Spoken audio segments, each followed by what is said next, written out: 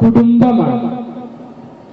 നമ്മുടെ അധ്വാനത്തിന്റെ ഫലമാണ് കുടുംബം എന്ന് പറയുന്നത്. നമ്മുടെ അധ്വാനത്തിന്റെ ഫലമാണ് നമ്മുടെ മക്കൾ എന്ന് പറയുന്നത്. നമ്മുടെ അധ്വാനത്തിന്റെ ഫലമാണ് നമ്മുടെ വീട് എന്ന് പറയുന്നത്. നമ്മൾ ഇത്രയും കാലം അധ്വാനിച്ചുകൊണ്ട് മറ്റൊരു ലോകത്തേക്ക് കടന്നു പോകുമ്പോൾ അവിടെ നമുക്ക് ലഭിക്കുന്ന ഫലമാണ് സ്വർഗം എന്ന് പറയുന്നത്.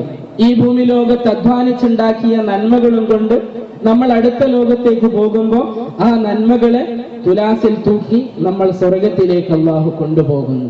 എന്നതുപോലെ ഈ ഭൂമിയിൽ ജീവിക്കുന്ന മനുഷ്യനെ സംബന്ധിച്ചിടത്തോളം അവന്റെ ജീവിതത്തിൽ അവൻ ഉണ്ടാക്കുന്ന നന്മയുടെ ഫലമാണ് മക്കൾ എന്ന് പറയുന്നത്, കുടുംബം എന്ന് പറയുന്നത്, വീടെന്ന് പറയുന്നത്, ഭൗതിക സാഹചര്യങ്ങളൊക്കെയും.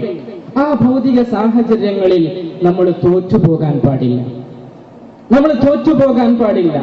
നല്ല വിചാരത്തോടുകൂടെ അധ്വാനം മുതലാക്കുന്നവരെ സംബന്ധിച്ചിടത്തോളം അവർക്കെന്നും സന്തോഷവും ആഹ്ലാദവും ജീവിതത്തിൽ കൊണ്ടു നടക്കാൻ പറ്റും. അള്ളാഹു നമുക്ക് നൽകിയ സുഖങ്ങൾ എത്രയാ, അള്ളാഹു നമുക്ക് നൽകിയ അനുഗ്രഹങ്ങൾ എത്രയാ. ഈ ഭൂമി ലോകത്ത് ജീവിക്കുന്ന ഓരോ മനുഷ്യർക്കും അള്ളാഹു നൽകിയ അനുഗ്രഹങ്ങളെ എണ്ണിത്തിട്ടപ്പെടുത്താൻ സാധ്യമല്ല. ഈ ലോകം മുഴുവനും കണ്ടാസ്വദിക്കാനുള്ള കണ്ണുകൾ തന്നു.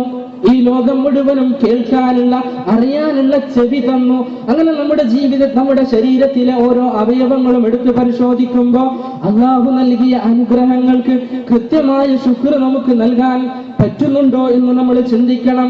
ഇങ്ങനെ അള്ളാഹുവിന്റെ അനുഗ്രഹങ്ങൾ തന്നിട്ട് നമ്മൾ അള്ളാഹുവിന്റെ അനുഗ്രഹങ്ങളെ ഉപയോഗപ്പെടുത്തിക്കൊണ്ട് സന്തോഷം ജീവിതത്തിൽ കൈമുതലാക്കാൻ ആഗ്രഹിക്കുകയാണ്. പക്ഷെ പലപ്പോഴും നമ്മുടെ ജീവിതത്തിൽ സന്തോഷം നഷ്ടപ്പെട്ടു പോകുന്നത്, മനുഷ്യന്റെ സന്തോഷങ്ങളെ കെടുത്തിക്കളയുന്നത് കുടുംബത്തെക്കുറിച്ചുള്ള ചില വ്യാകുലതകളാണ്. നമ്മൾ പലപ്പോഴും നമ്മുടെ സന്തോഷം, സമാധാനം നഷ്ടപ്പെട്ടു പോകുന്ന ഒരവസ്ഥ നമുക്ക് സംഭവിക്കുന്നത്. ഒരു മത്സരത്തിൽ നിങ്ങൾ ആലോചിച്ച് നോക്കാം.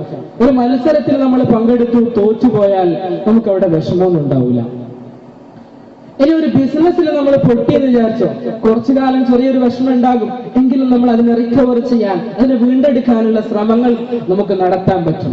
എന്നാൽ നിങ്ങളൊന്ന് ആലോചിച്ച് നോക്ക്, 10-20 വർഷത്തോളം നമ്മൾ നമ്മുടെ ജീവിതകാലത്ത് 10-20 വർഷത്തോളം ദാമ്പത്യ ജീവിതം നയിച്ച ഒരു ദമ്പതിയെ സംബന്ധിച്ചിടത്തോളം ഇടക്കാലത്ത് പെട്ടെന്നൊരു സുപ്രഭാതത്തിൽ ത്വലാഖ് ചൊല്ലി പിരിയേണ്ടി വരുമ്പോൾ ഉണ്ടാകുന്ന ഏറ്റവും വലിയ ദുരന്തം നിങ്ങൾ ആലോചിച്ച് നോക്ക്.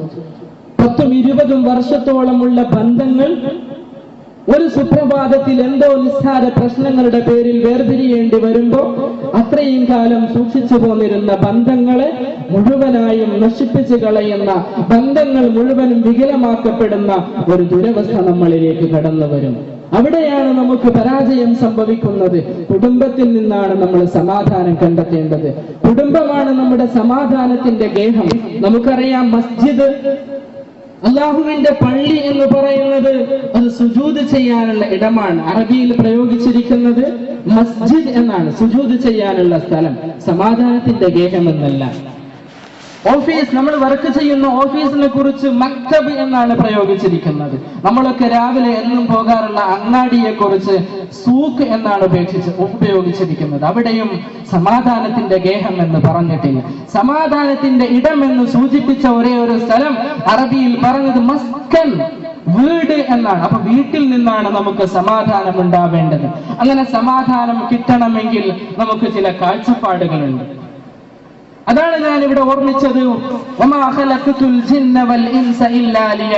അല്ലാഹുവിനെ ആരാധിക്കുക എന്ന ധർമ്മം നമ്മൾ ഏറ്റെടുക്കുന്നുവോ എങ്കിൽ നമ്മൾ അവിടെ വിജയിച്ചു.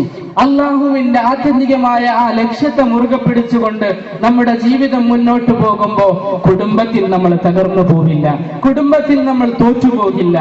തൊട്ടടുത്ത അയൽവാസിയെ പോലെയാവണമെന്ന് വിചാരിക്കുമ്പോഴാണ് നമ്മുടെ പ്രശ്നം ആരംഭിക്കുന്നത്. കുടുംബത്തിൽ ഉള്ള തന്റെ ഭാര്യ പറയും, തൊട്ടടുത്തുള്ള അയൽവാസി വീടെടുത്തത് കാണുന്നില്ലേ, അതുപോലെ നമുക്കും നല്ലൊരു വീടെടുക്കണ്ടേ. തൊട്ടടുത്ത അയൽവാസി കാറ് കൊണ്ട് പോകുന്നത് കാണുന്നില്ലേ, അതുപോലെ നമുക്കും ഒരു വീടെടുക്കുന്ന, ഒരു കാർ എടുക്കണ്ടേ എന്നുള്ള ഒരു ചിന്തയാണ്. ആ ചിന്ത നമ്മുടെ സമൂഹത്തിലേക്ക്, നമ്മുടെ ജീവിതത്തിലേക്ക് കടന്നു വരുന്നതോടുകൂടെ ജീവിതത്തിൽ പൂർണ്ണത നഷ്ടപ്പെടുകയാണ്.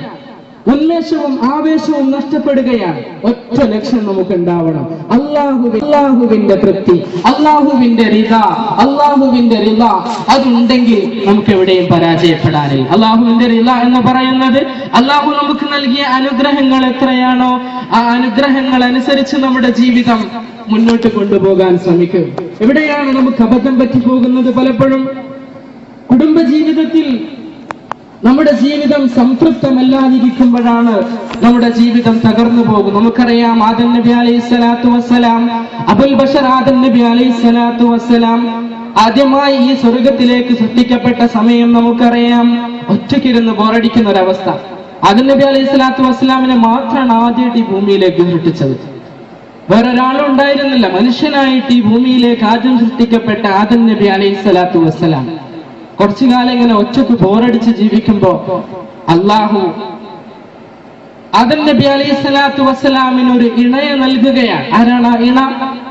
ഇന്ന് ഇതുവരെ ജീവിച്ച മുഴുവൻ ഉമ്മമാരുടെയും ഉമ്മയായിട്ട്, മുഴുവൻ പെണ്ണിന്റെയും ഉമ്മയായിട്ട് ഹവ്വാ ബീവി റളിയല്ലാഹു അൻഹ എന്ന പെണ്ണ്.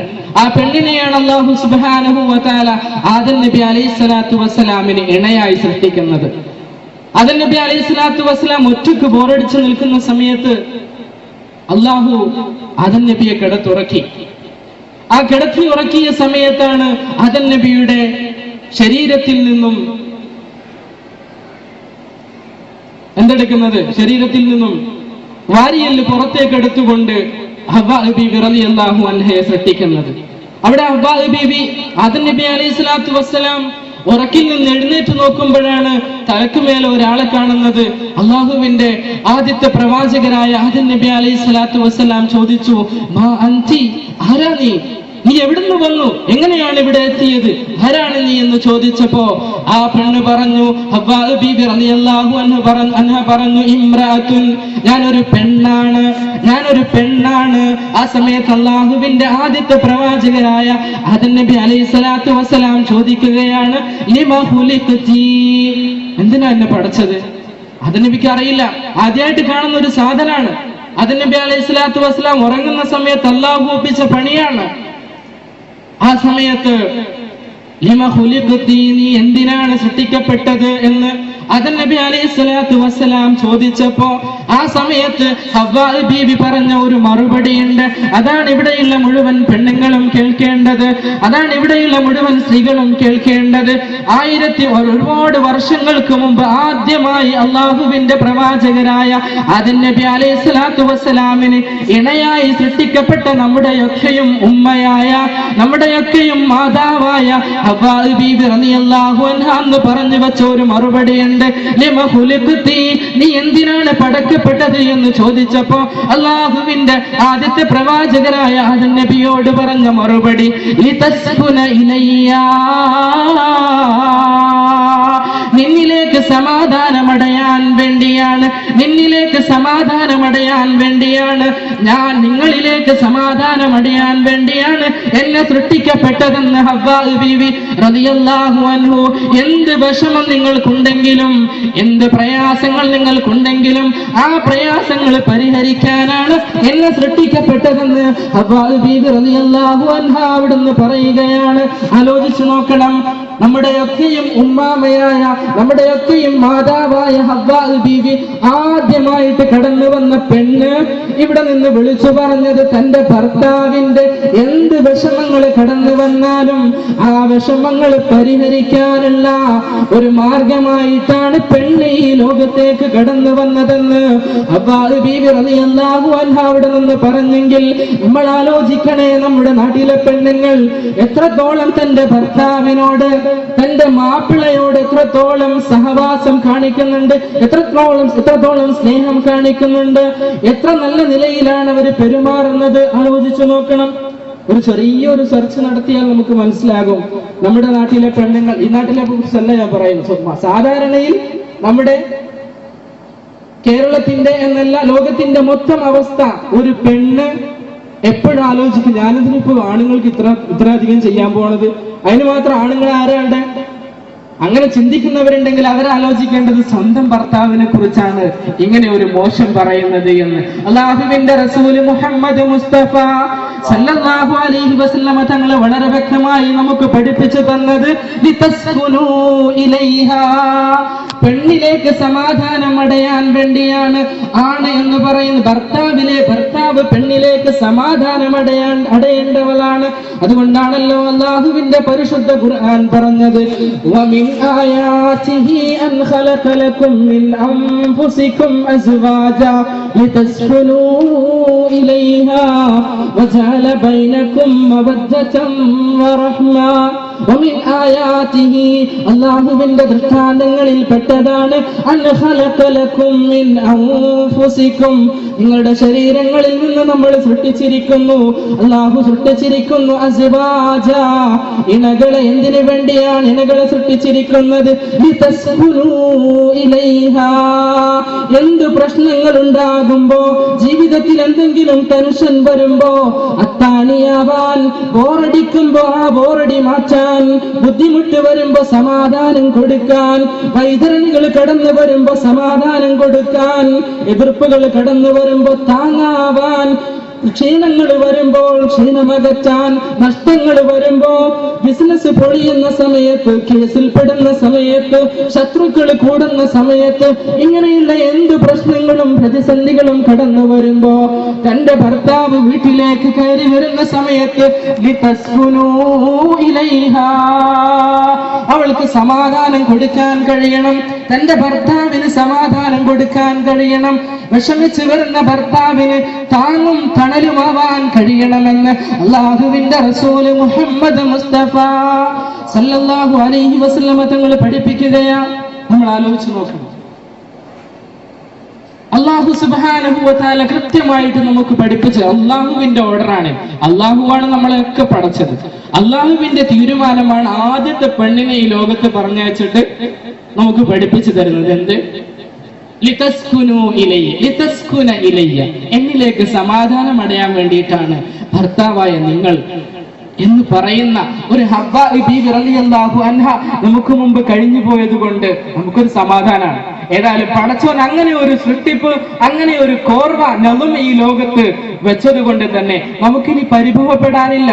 പെണ്ണുങ്ങളാണ് ആലോചിക്കേണ്ടത്. അല്ലാഹുവാണ് നമ്മളെ ഈ ഭൂമി ലോകത്തേക്ക് പറഞ്ഞയച്ചത്. അവനാണ് തീരുമാനം എടുത്തു കഴിഞ്ഞത്. അവൻ തന്നെ നമ്മളെ തിരിച്ചു കൊണ്ടുപോകും. പിന്നെ ഒരു ഫെമിനിസ്റ്റിന് ഇവിടെ എന്ത് വാദങ്ങൾ മുന്നോട്ട് കൊണ്ടുവന്നാലും അതിനൊരു അർത്ഥമില്ലല്ലോ. കാരണം എന്താ? നമ്മളെ സംബന്ധിച്ചിടത്തോളം, ഒരു മുസ്ലിമിനെ സംബന്ധിച്ചിടത്തോളം അള്ളാഹു എന്ത് പറയുന്നു ആ പറയുന്നത് അങ്ങനെ തന്നെ അംഗീകരിക്കൽ, അനുസരിക്കൽ ബാധ്യതയാണ്. അതുകൊണ്ട് തന്നെ അള്ളാഹു നമുക്ക് പറഞ്ഞു തന്നു, പെണ്ണ് എന്ന് പറയുന്നത് തന്റെ ഭർത്താവിന് സമാധാനം കൊടുക്കേണ്ടവളാണ്. വീട്ടിലെ പ്രശ്നങ്ങൾ വരുമ്പോ, പ്രതിസന്ധികൾ വരുമ്പോ, എന്ത് വൈതരണികൾ കടന്നു വന്നാലും അതിനൊരു സമാധാനമാവാൻ പെണ്ണിന് കഴിയണം. ഇനി ആലോചിച്ച് നോക്കുക നമ്മുടെയൊക്കെ പെണ്ണുങ്ങളെ അവസ്ഥ.